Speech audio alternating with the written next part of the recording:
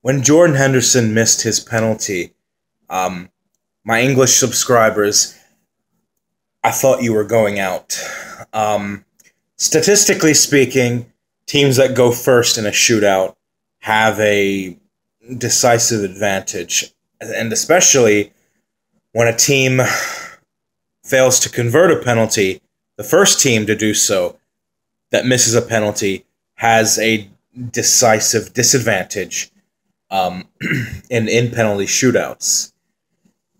But England, a country in the World Cup that has never won a penalty shootout in the World Cup before, defied the odds, not just given their history with penalty shootouts, but they defied two statistics. They went second in taking their kicks, and they were the first one to miss one.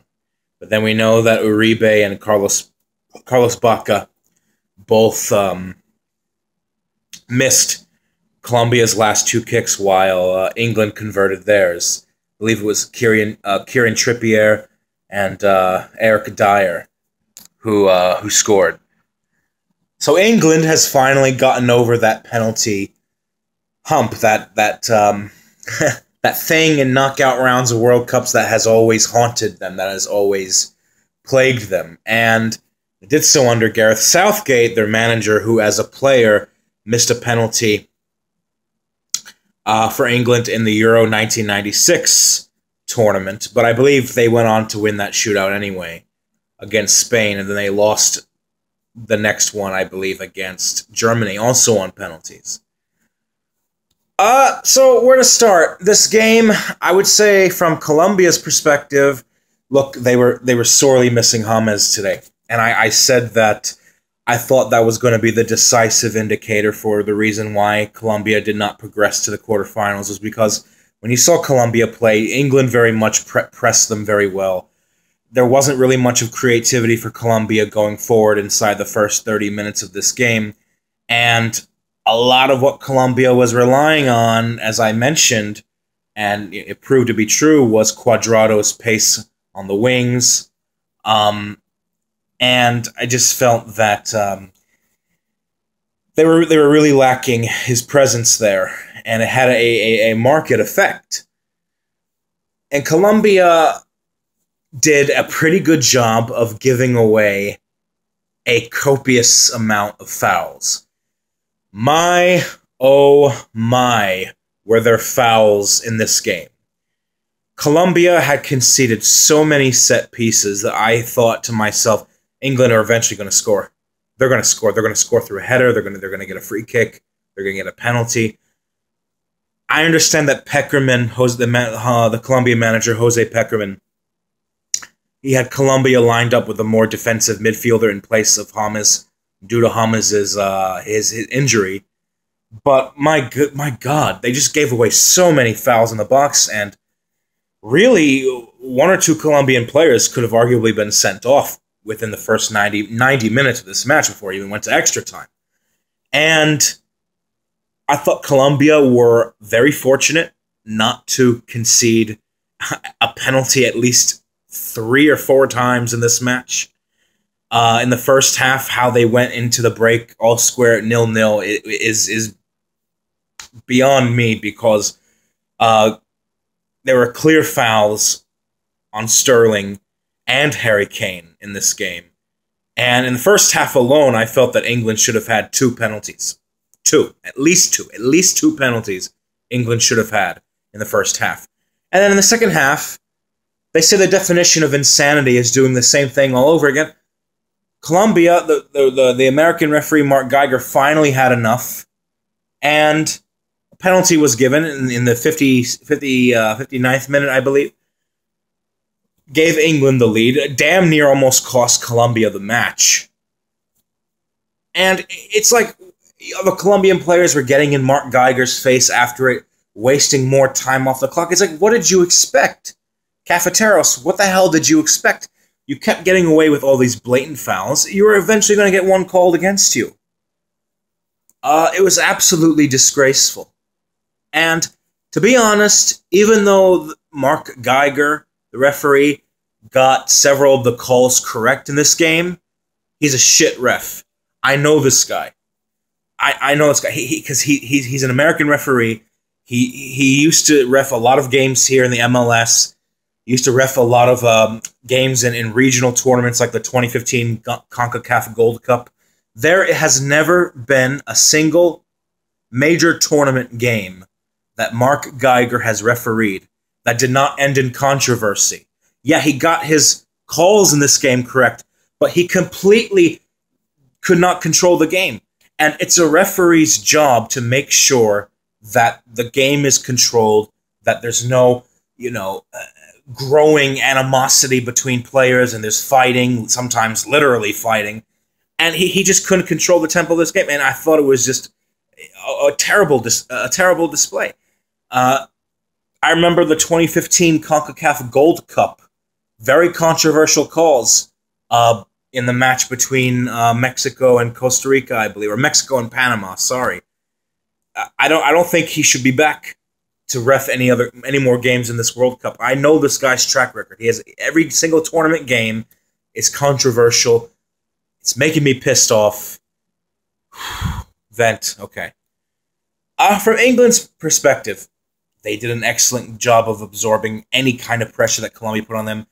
They did a good job of closing off Cuadrado's space on the wings. Cuadrado looked really lethal in this game for Colombia, but England did an efficient job of rendering him limited down the right-hand side. I thought England were quite unlucky to concede in the 92nd minute of the game, which was one of the last plays of regular time, where Yerry Mina yet again scored off a corner for Colombia. Deja vu all over again. Yerry Mina scoring 3 headers off of 3 corners in this same World Cup, the same tournament. I believe he did that against Poland, he did that against Senegal, and he did that here against England. So that's 3 consecutive games, 3 identical goals, all from a corner, from the same player, a header. And then in extra time, it got really interesting.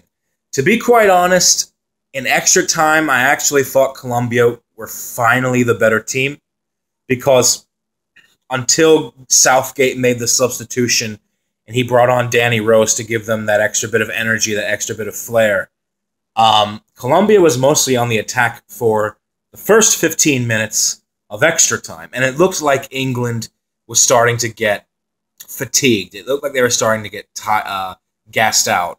So I agree with the substitution, and Danny Rose got on the end of what was a really good pass, and almost just barely, netted that in. But it was always going to be destiny to go to penalties, wasn't it?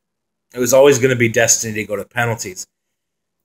And when Colombia converted their first 3 penalties, and when Jordan Henderson missed his, I really thought England was going out, because the statistics, the history was against them. I thought England would prevail right before penalties started, but then when Henderson missed, I was like, it's happening again for them, isn't it?